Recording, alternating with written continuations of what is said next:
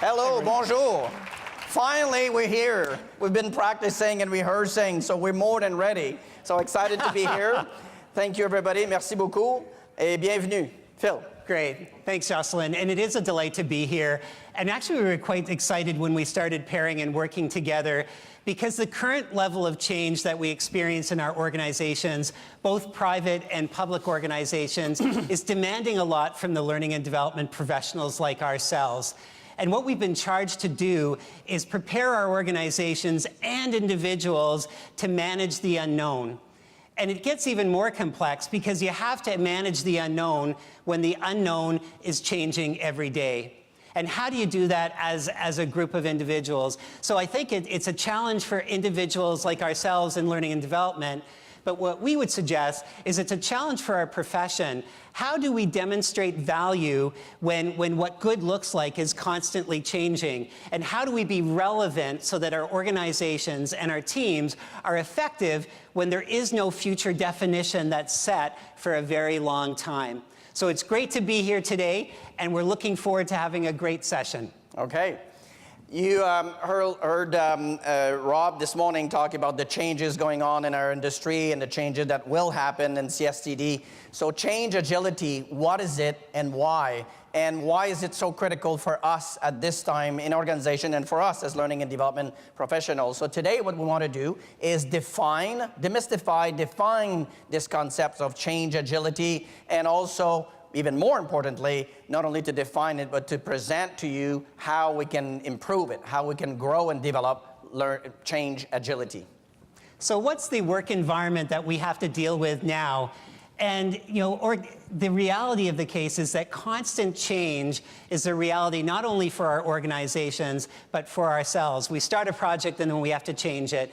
And it's a volatile, uncertain, complex, an ambiguous world that we have to navigate through. And it used to be with change management is that there would be one change for an organization. The leaders would launch it out saying, this is where we're going, the plan would be set, the team would be put together, the whole organization goes through the change, it closes, and then it's almost, well, what's next? What do we do now?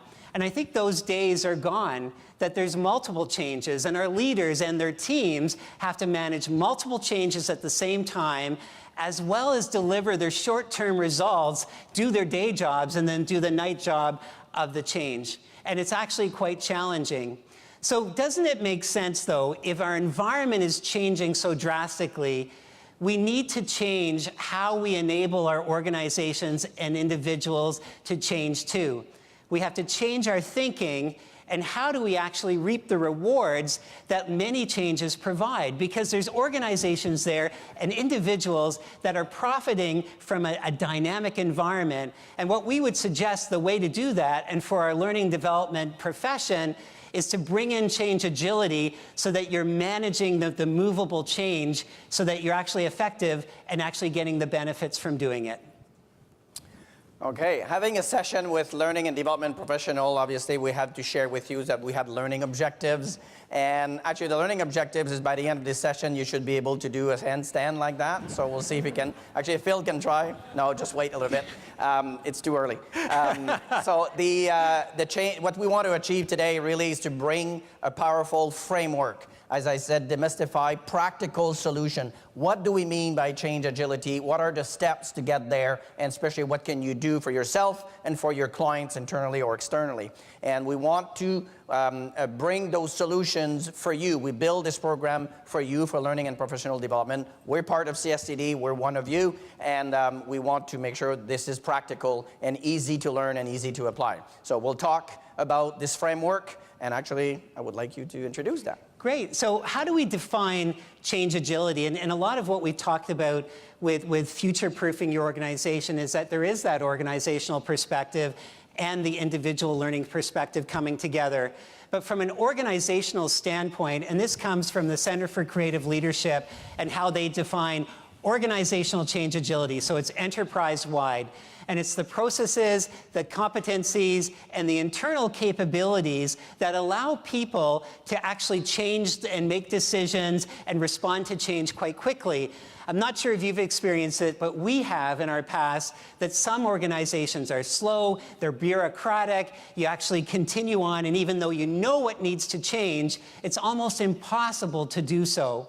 But here, if you manage these three elements organizationally, enterprise-wide, it's really the culture of how work gets done. And you think about how to be agile across an organization, you can build it in to the skills, the competencies, how work gets done, and even the processes. So that's the organizational perspective. Over to you, Jocelyn, about the individual. Individual side. So from a pro side, the organization and the change management world define on the individual level the ability to learn and apply new knowledge, skills, and behaviors that will equip an individual to respond to future challenges.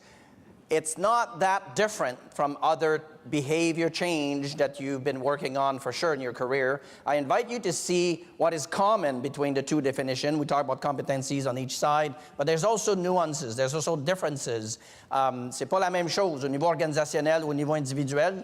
Donc, il y a des nuances, il y a des différences, mais en même temps, il y a des éléments qui se complètent. There's a lot of complementary aspect to it, and the message, one of the key message, this today is about if you want to develop change agility, you have to work at both levels, organizational level and individual level, not just one of the two.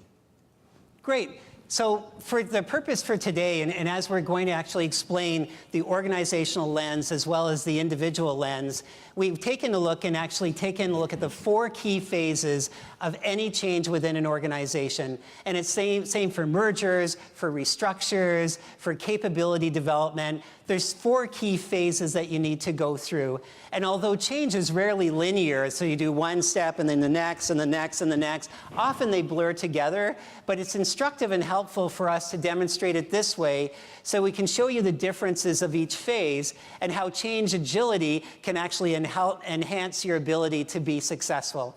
And we've selected an apples and oranges analogy to demonstrate how these different phases work. And I'll just quickly go through each one, but then we'll deep dive in from an organizational perspective and individual perspective. The first one is figuring it out. I'm a green apple. What do we want to go in the future? We want to become an orange. Okay, so we've set the change. Next one, planning for change, and that's creating the change plan. What do we have to change to go from the apple to the orange? Managing the change, which is really delivering the plan and transitioning the organization. And then the last one, and really critical, is making it stick. Making sure that the organization supports the change so that people don't go back to old behaviors and therefore you don't get the value of the change. Jocelyn. Yes, and I mentioned about the framework, so that's the 4 phases framework we will follow. Et le processus est en 4 étapes, donc définir le changement, le planifier, le gérer et s'assurer de le maintenir. So for each of them, we'll look at practices that are efficient at each level, the org and individual level. Great, so let's jump into it. And we'll do the first one, which is figuring it out. And this is the strategic part of the change process where it's determined where do we want to go and what's the change that will give us better performance. And again, for public and private organizations, how do we get better? What's the change that we're going to do? What do we actually have to change? Is it a mindset? Is it behaviors? Is it capabilities or skills? Is it process? You name it. But what do we have to change in the organization that will give us the benefits from the change? And then finally, how are we going to measure success so that we know that we're going in the right direction? And from an organizational change agility perspective, what you need to do is to define the environment where people will be actually able to think, to make good decisions, course correct nimbly. What's that type of environment that will make it successful? And there's 3 different things that great organizations that are very agile do: vision, leadership, and information. Vision is all about where do we want to go as an organization? We're here. What's that destination point? And I think from a colleague perspective, why is it important that we want to go there? And what Dan Pink said this morning about purpose, do we understand where we want to go? Why is it relevant? And I think when an organization does this really well, what they're able to do is actually get the buy-in so people get it. It makes sense where they're trying to go, which is a great alignment factor. Leadership. Leadership is actually pushed down into the organization so that decision-making is happening at all levels, not just up at the top. So people who are closest to the customer or the consumer or the donor or the person that you're trying to support, that's where the work is happening. That's where the decisions making is going to happen as well. And then the last one is information. That information is free-flowing across different divisions, across different functions, up and down the organization. And what we found is with large change initiatives, have you ever heard this? Well, we didn't know that was going to happen. So someone's done something, but the information hasn't flowed. But if there's one source of the truth, one number, one thing, the information is free-flowing and it's not altered. And a great example of this is LinkedIn, the organization. And I'm sure everyone's got their LinkedIn profile. And I got to pause for a second because I'd highly recommend you check out Jocelyn LinkedIn profile because it's really, really well done. And we thought it was really fun this morning when Dan gave the challenge for get the GDP of Belarus, and someone actually had it in seconds, which is amazing. But there's a prize here for the first person that can locate the actual LinkedIn link to Jocelyn's profile, and if you can actually tweet it to #CSTD 2014, there's a great prize for you. But we don't want to distract you, so it's just over to you. But let's talk about LinkedIn, the company, and this is where it really gets interesting, because what they did, their overall vision is to create economic opportunity for every member of the global workforce. That's 3 billion people strong. Talk about what a great vision. And their strategies, and their 3 strategies, hire, market, and sell. And they all ladder up into the vision. And everybody's aware of the vision and the strategies of how they're going to get there. And their work plans link to the strategies that link to the vision. So you can see how there's huge alignment. And what that does is it gets buy-in and ownership to get people to act like owners. But also, if they're off course, it's a lot clearer that how they get back on because they're diverging from their vision. So through having a really strong vision and everybody knowing it, keeps them aligned and allows them to be agile when they're not aligned. Leadership pushed down into the organization. Even their hiring profile is fascinating. It's about decision-making, entrepreneurship. It's the fact that information is taken in and people can actually make decisions to make it happen. And their hierarchy is actually really, it's a flat hierarchy. And one of the senior VPs was saying, you know, hierarchy and rank, that's for the military. It's not that important for us here. And I think that's really powerful because it enables people to make decisions based on the latest information to achieve their vision. And just finally, information is free-flowing. And again, as learning and development professionals, looking at the profile for the typical sort of person that is leadership potential, it's all about a love of sharing knowledge and an interest in ongoing, continual life learning. So you've got all these people that love learning, that are sharing their information so that information is free-flowing up and down. And it's expressed by the CEO, Jeff Weiner, who every 2 weeks has an all-hands meeting that everyone calls in, and they go over strategies, priorities, latest intel on their competitors, and what they're doing to change their course so that they can capitalize on the changes that are happening. An amazing example. But that's the organization standpoint. Jocelyn, what about the individual? Absolutely. So Phil just said define the environment. So the idea here at the phase Figure It Out is to define the change agility profile at the individual level.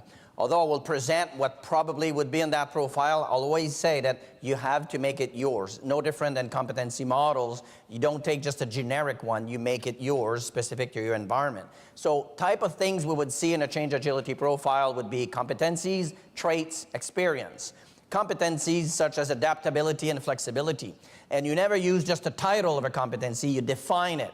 Change agility from an adaptability standpoint would be behaviors, would be people that are asking a lot of questions, people that are interested to explore different options, people that will look at both sides or multiple angles to a solution, to a situation. So those are behaviors that illustrate what adaptability means. if you think of desire and ability to learn, or sometimes you read motivation and ability to learn, one is a characteristics, a trait, motivation, the desire. The one is a cognitive ability. That one is probably one of the best predictor of the adaptability in a different environment. People that are struggling, that are not interested to learn or not to explore or not really at ease of learning will have tendency to resist. So when you think of an agile profile of individual, look at people that have desire to learn. And where does that come from? What type of behaviors will be people that are willing to raise their hand when there's projects or initiatives, people that are more willing to receive feedback or being exposed to different experience. The cognitive aspect is the ability to learn, harder to develop, although I believe everything can be developed, harder to develop, and the capacity to learn will lead to more absorption, more capacity to absorb and learn different things, but also to deal with ambiguity when it's time of change. And the third one there is experience and exposure. We can talk about competencies and we can talk about traits, but at the end of the day, it's the practice. Have you been involved in different situations so you experience change? There's nothing more difficult for somebody to work in a multicultural environment if they've never been involved in different multicultural environment. So move around, do different things. You can either move jobs within your organization, you can move from an industry to another, or you can have different type of experience. And I'll give you more example later on. But at the profile stage here, define what it takes to be efficient, to be learning, to be agile from a change management perspective, the type of experience that will add value. Just a word on competencies. I was reading the other day, looking at the leadership competencies at TD Bank. I think there's a few people from TD Bank here. And on the leadership profile, one of the behavior, it says the leaders at TD Bank should know the organization from the bottom up and also from the client in. And I thought it was very interesting because if you think of, I need to, and we're talking about a large organization here, so if I need to learn the organization at different level and also need from a client perspective, wherever I am in HR or in finance or different services that are not dealing with the clients, so it's telling the leaders, we want you to be leader, but we want you to understand the organization and have a client perspective. So define what it takes to be agile. So le profil d'agilité doit être défini en termes de compétences, comportement et expérience. I think now we, as good learning and development people, we need to engage you. So listening to us at the end of the day for an hour, I know we need to crank up the energy level, Phil, but yes. We'll have you talk. And we're not going to have table conversation. There's no table. So in pairs, talk to the person beside you. If ever you're sitting alone, find somebody else. And describe a change agile environment. So in pairs, the first person answer the first question, what enabled a quick response to change. The second person will answer what was the biggest contributor to change agility. 4 minutes, 2 minutes each. So we'll be brief. In 4 minutes, we'll come back. Don't go. We may go for a coffee, but well, don't go. And go ahead. Talk. And this is what you've actually experienced within your career. What is a change agile environment you've worked in, and the two questions that Jocelyn mentioned. Okay. Great. Did you check at what time we started? No. Probably 10 minutes. 10 minutes? Yeah. 10 minutes.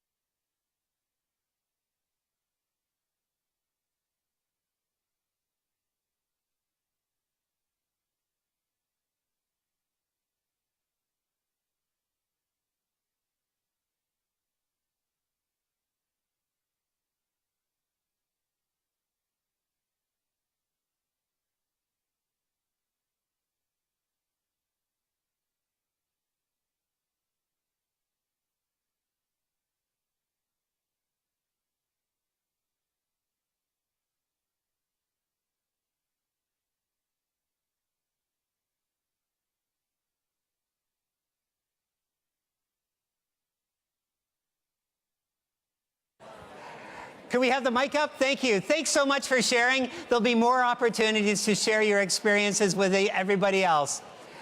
Okay, let's go back. Let's go to the next phase. And this is the phase of planning for change. And this is creating the change plan. I think as learning and development professionals, we're quite aware of this because the training plan is such a critical element of the overall change plan. As you go and define what are the skills, competencies, and it's really how are you going to get people from where they are now to where they need to be living in that new world to realize those benefits. So it's the planning for change, creating the change, what are the activities, who needs to do them, and by when, and how they'll be sequenced.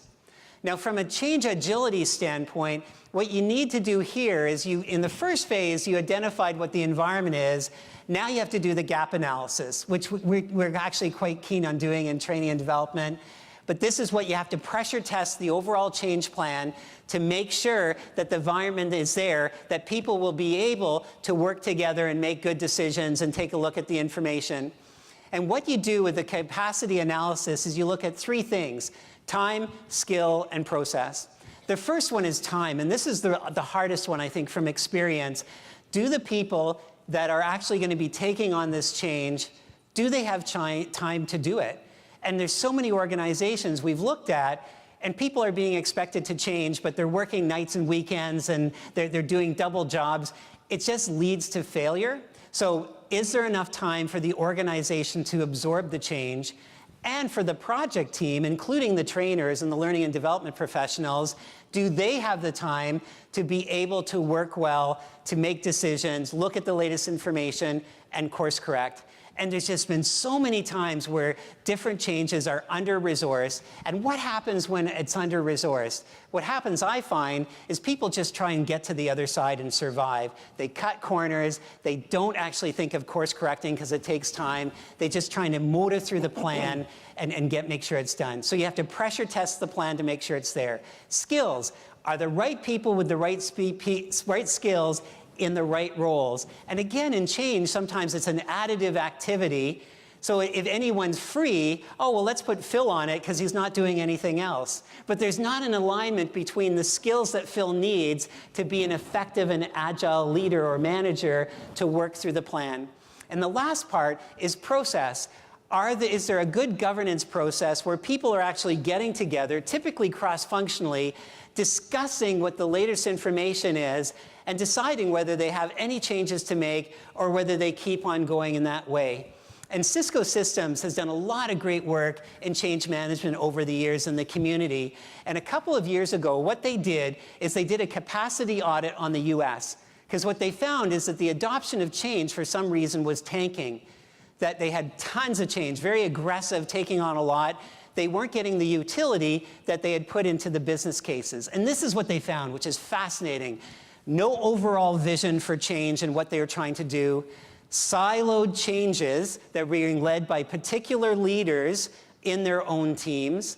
And at times, the objectives of one change were actually counterproductive for another one. So if this change is blasting ahead, it's creating a barrier for this one. And there was no cohesion. And it gets even worse. What they found out is everyone had their own way and own methodology of doing change. So people weren't speaking the same language, so they couldn't really communicate well because they were doing their own thing. There was no oversight from leadership to make sure that there was the right amount of change. And the effect is that it was burning people out. And especially the ones that had the best skills, they were being overutilized on too many projects, and they weren't getting the benefits. And also, they were having a retention issue. So what did they do? And this was great. First of all, they set a leadership committee to look at all the changes, the whole portfolio of changes, and monthly, they'd look at the resource requirements of each one, and they'd move resources around. They also checked to make sure people weren't overtapped so that they could actually do the job that they were intended to do, so that they could actually move and be more agile. They picked one way of doing a methodology with one small, simple set of tools, and then they trained everyone on that capability on how to do it. So they built change agility into the culture.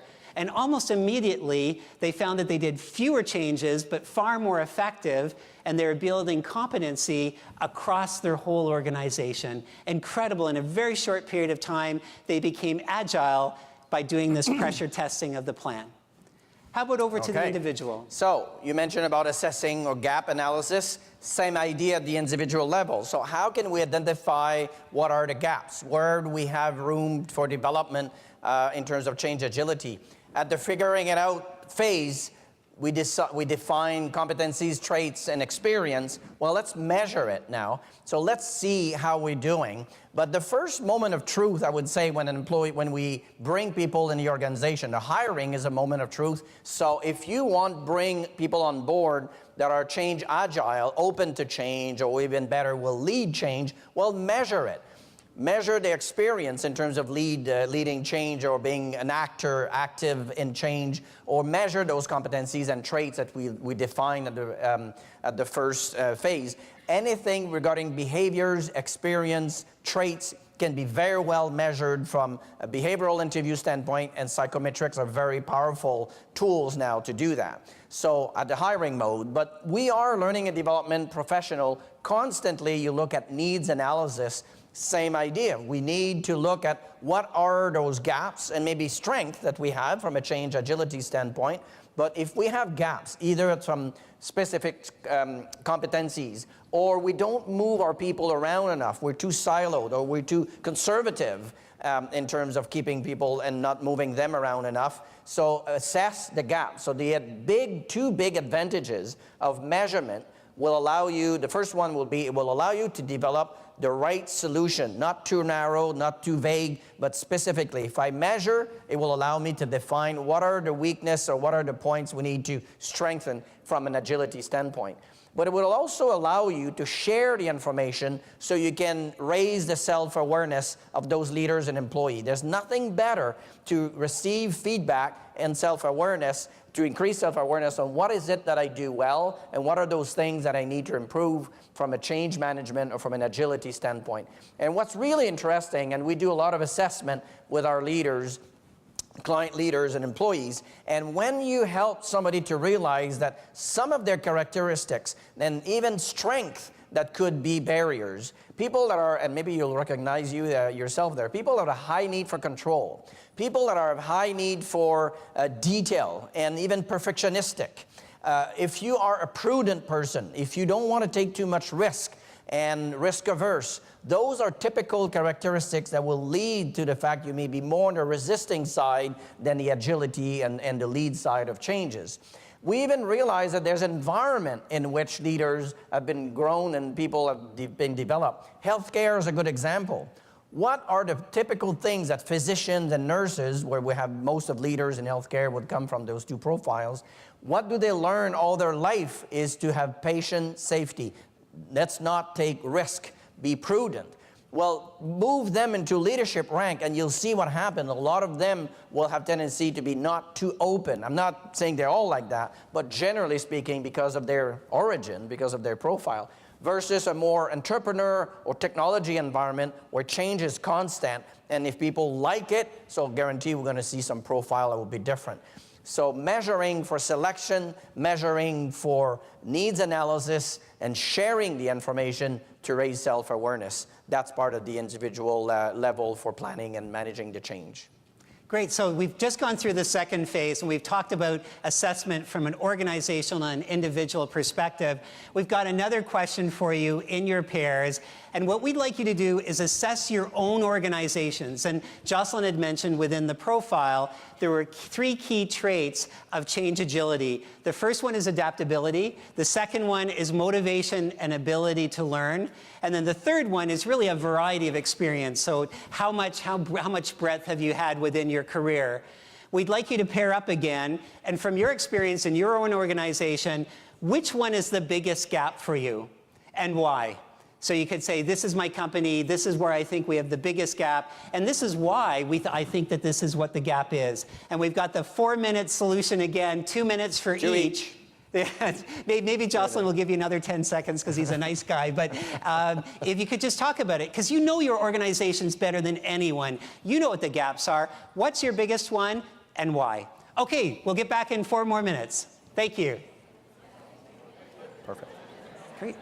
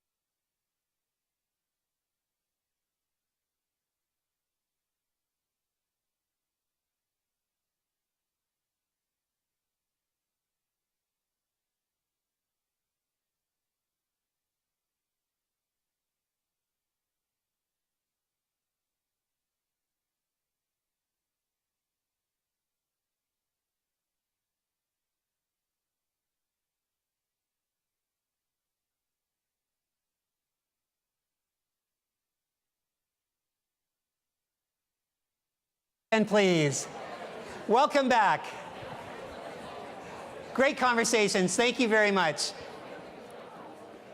Let's move on to the third phase, and this is really where that rubber hits the road.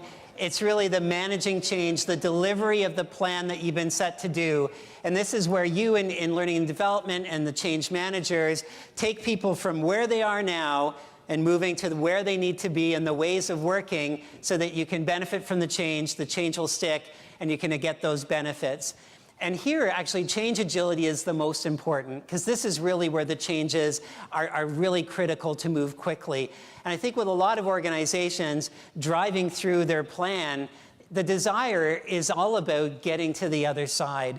But the change agile organizations know that the plan is set, but once we start working through it, there are going to be changes. Our priorities may change, and therefore we have to adjust so we can be quick and nimble instead of going in the same way and maybe in the wrong direction until you finally install the change. So from an organizational perspective, how do you do that? How do you make sure that it happens? And you really want to make sure that you monitor these teams and project teams working together so that they are taking the time to review things, to assess where they're at, and actually seeing if there's any decisions that need to be taken.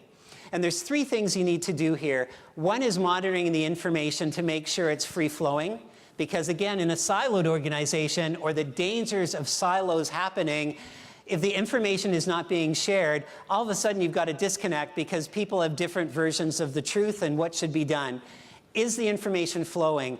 And this is a big one, I find, that in change there seems to be a natural pressure on change teams to say things are going great. Hey, we're green. If you've ever done a technology change and done training for it, we're green, everything's good. No, keep going.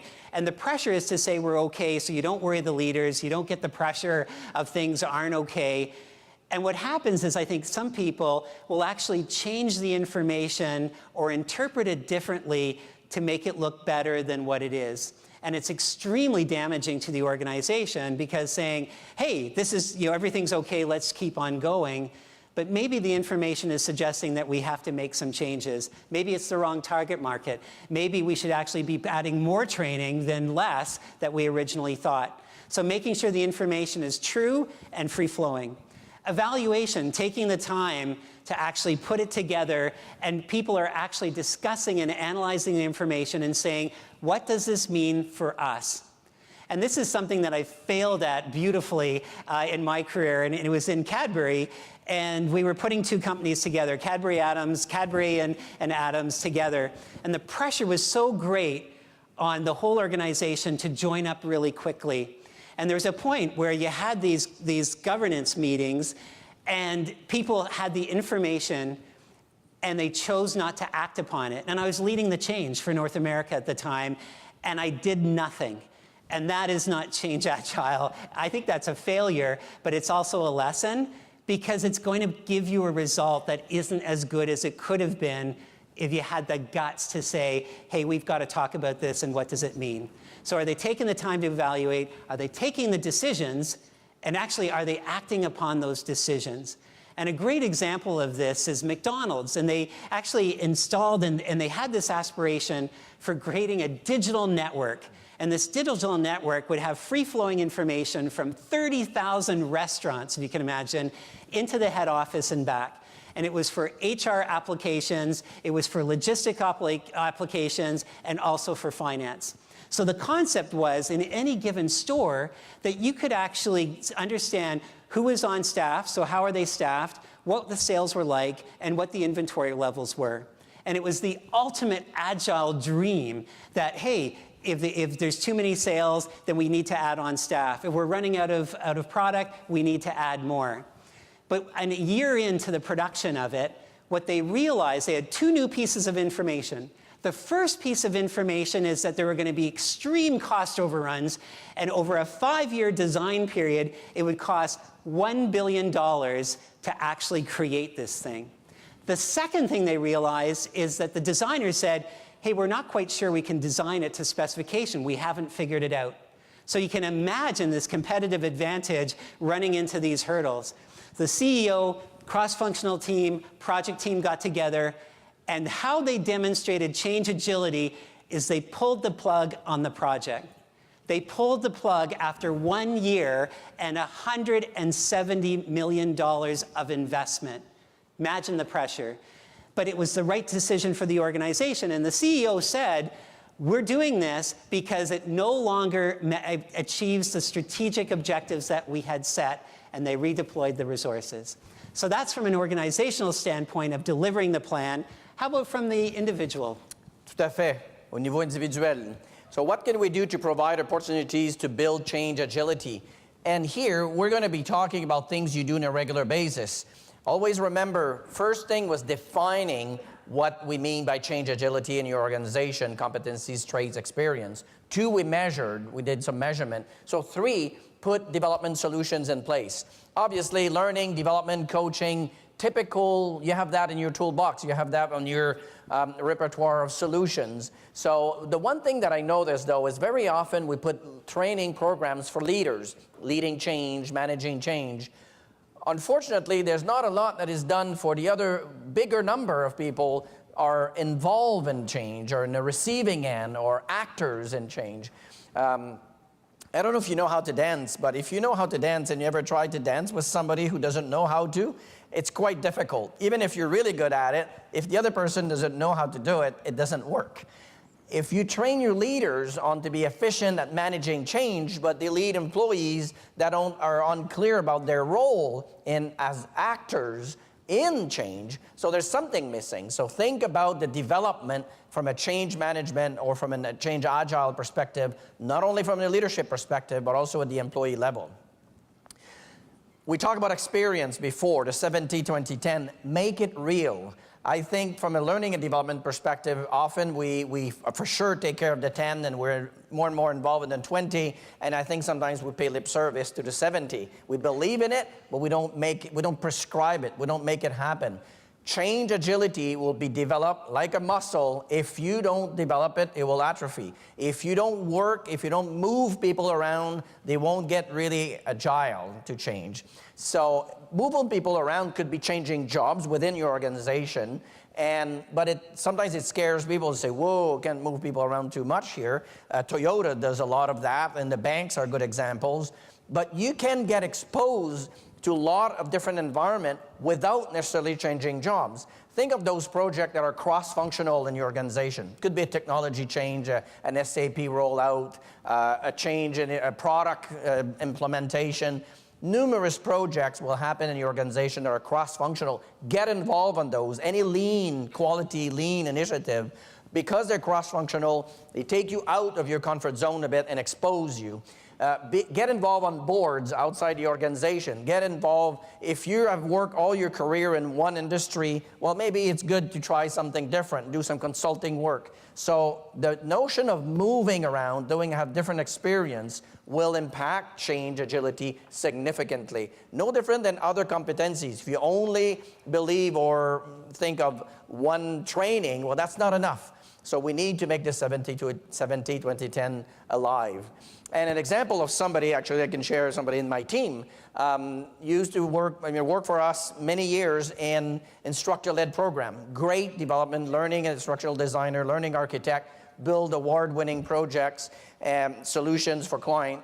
And because the market is changing, it's not just instructor-led, it's more and more blended.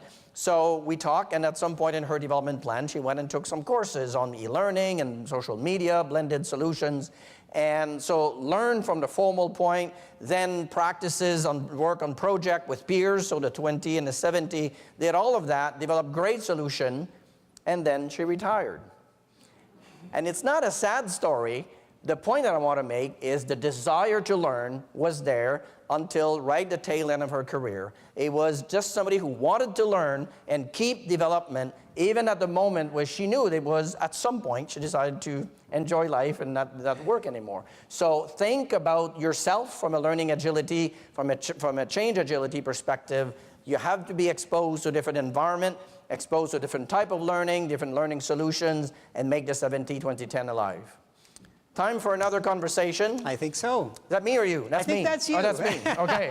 We can do it together. Okay. We'll do it one-on-one. Okay, I'll do the first word, and then you can do the second word. Okay, so this one. Share one highly effective practice related to the 70-20-10 that I just described that you have implemented, seen, or being involved in. So I hope you will not all gravitate on the 10 because there's a lot of others. So 2 minutes each, same pattern. You know the drill now. An example of the 70-20-10 you've seen that was effective. Go ahead. Good stuff. That's great. Great, we're doing great. We're really doing really well. Oh, that's not still.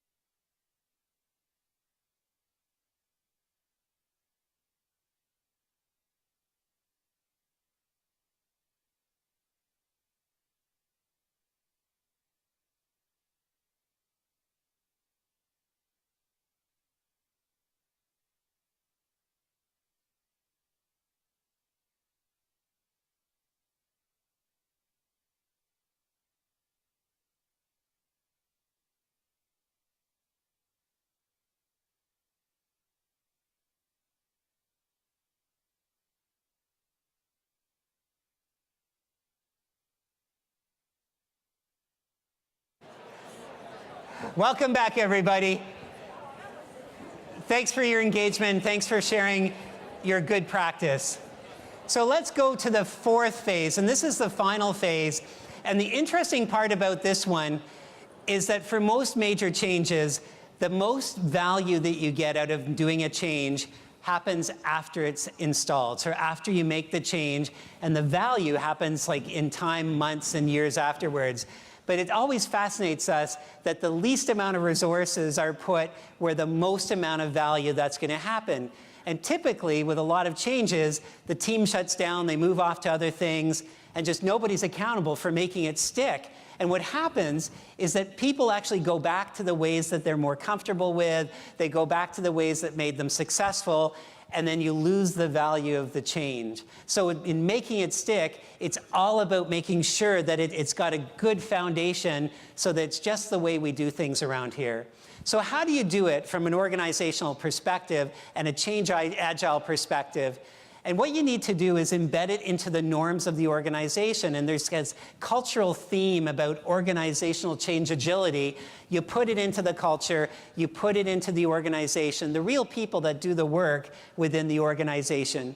So first of all, what you need to do is assign ownership for the change to people in the organization. So for example, if it was a core process and you'd say, okay, great, this process is going from the project team to Jocelyn. He's the senior leader, he owns it, it's in his goals, and he's the one that's accountable and is almost that steward to make sure that the benefits are realized and that you get a continuous improvement once it's actually in the organization. So he owns it. The next one is to make sure that you have rigor in measurement. One, to demonstrate that you actually got the success that you hoped you would and you got the benefits, but also to continue measuring as you go forward. And it is so true, the old adage, what gets measured gets done. If there's no measurement and it's not in the goals, then why would people focus on it? They're going to focus on other things that they're actually going to get benefit from. So how are you going to measure it? And then the last one is the measurement goes up to leadership. So you've got this communication information loop so that leaders are looking at it and reporting on it. So again, decisions can be taken, changes can be made, and the realization in an agile world is you've got to change it over time. And probably the worst thing you could do is do none of that. And it's almost like getting sort of a security software, antivirus software program like Norton or McAfee, installing it into your computer and never upgrading the virus protection. It doesn't take long until you get diminishing returns because we've got an ever-changing, volatile world. You've got to make sure that you build it in so people are constantly making changes. And a company that did this really well was Coca-Cola. And they did this massive organizational shift for HR services to outsourcing. So it was currently in the company, and they were moving it to a third-party organization right across the globe. And what they did is they did waves of sort of launching this in 4 different regions.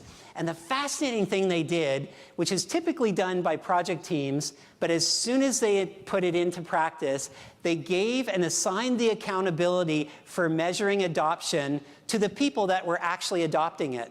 So if you get your HR services through now a call-in center, as soon as you'd been trained and you understand the procedures, you are given the accountability to measure how successful it is. And remember Dan Pink today, he was talking about how it's important to get the engagement of people doing it and mastery. They were giving mastery over to the people who are the users, which is fantastic. And he was also giving autonomy to them because they said, it's up to you to measure your adoption, and it's up to you to recommend changes on how to make this better.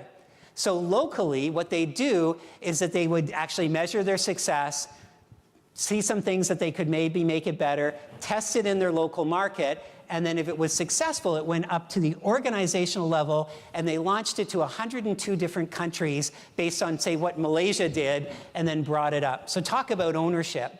And what it enabled them to do is get high adoption, continuous improvement, and accountability for ongoing improvement.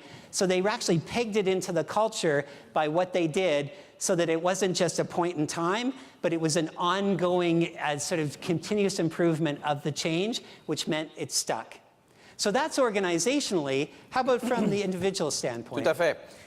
Sustain agility. So again, making stick, donc maintenir le changement. Mentioned there blended learning. We are very familiar. Again, this is your world, this is your expertise. But the blended learning, if you think of, it could be classrooms, it could be virtual, it could be podcasts, it could be social media, access to libraries of reading and material, blogging. Use those, all of those, spread in time to sustain the change. Let's not address change agility for 2 weeks or a month and that's it, we're done. So leverage the blended learning approach through time for sustainability as well. The other point there is talk about lead and lag measure. You mentioned about what gets measured gets done. So same thing. I think sometimes we're a bit shy in terms of measurement in learning and development. So lead lag measure, talk to your salespeople if you don't know what lead and lag measure is. The lead one will be an indicator for progressing in the right directions. Example, are we implementing the activities we had scheduled? A lag measure is, are we doing better compared to where we were? Do we see change implementation faster or with flawless or with less concerns and issues? Do we see behavior change from an agile standpoint, the one that would be defined at the beginning? And the last point that I have there is to keep it alive. And we heard over and over, there's nothing better from a leadership and employee perspective to share stories, to share example of things that works well, or some things we don't do so well. You give an example, you said, ooh, learning from there. So an example, and I do a lot of work with the Ottawa Hospital, if you're from the region there, and the CEO of the Ottawa Hospital is a wonderful man called Dr. Kitts. And about 4 years ago, And you know how patient care is critical. So obviously the professional employees in hospital, patient care is important. And he received a letter from a woman who was at the hospital for a while. And it was a long and painful list of errors and mistakes and inappropriate patient care. And one day he had all his leaders together, a leadership forum, and he took the time to read the letter slowly, painfully. And he finished by saying, is that what we're all about? Can we do better than this? And that led to changing the vision of the hospital, to put words like taking care of the patient as they would be our loved ones. And it rolled out significant investment and changes to improve patient care. And constantly now they share stories, good ones. What are we doing? What are the examples that are good ones to share? And once in a while they'll pull one and say, ooh, there's room for improvement. But sharing stories at the employee leaders, different level, is a nice way to sustain the change as well. I think we have one last conversation. And in the spirit of continuous improvement, we just wanted to bring this home to say, from what we had seen today, talking about organizational change agility, and also from the individual standpoint, what's the most relevant point that you've heard today that you think that you could actually implement into your organization to increase agility within your organization? So it's really selecting what you think is most relevant for you. And if you could just, with your partner, just say, you know, from everything that Jocelyn and Phil talked about, this is something that I think could work in my organization, and it's something that I could move the needle a little bit, because change agility is incremental. Every small step actually leads to greater speed and greater nimbleness. So what's the one thing that you think is most relevant for your organization to improve change agility? So we'll just break up for 2 or 3 minutes, but just say, what's that one thing? And if you could share that, and we'll wrap up for the end of the day. Thank you. Is that okay?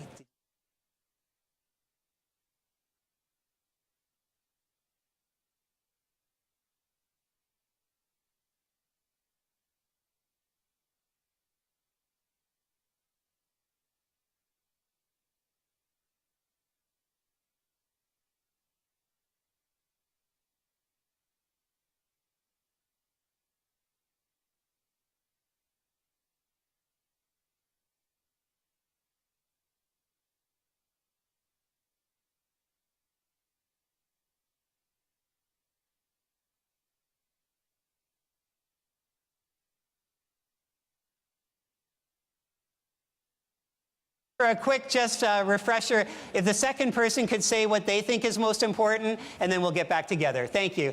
Just 1 more minute, please. So click. I highlight the steps.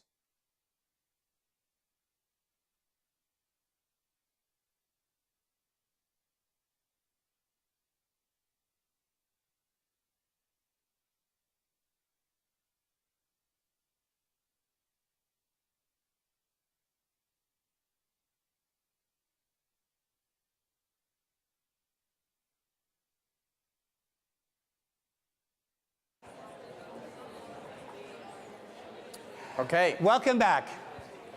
Wrap up time. So I know it was a long day and a busy day, and I really want to have the final words here. I mentioned earlier that we wanted to define, demystify change agility. We shared some of those definitions, and we wanted to give you a framework, a modèle en 4 étapes.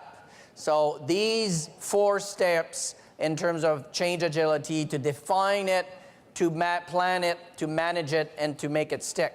La définition de change agility, définir ce qu'on veut atteindre, la planification, la gestion et la maintenance, le maintenir le changement. Donc, what we wanted to do was share with you best practices, but really, at the end of the day, if there's one message that is critical to remember, is you want to develop change agility at the organizational level and at the individual level. Not just one or the other, but both will make it way more powerful. So thank you, Phil. Thank you, Jocelyn. everybody. Thank you, everybody. Thank you. Thank you.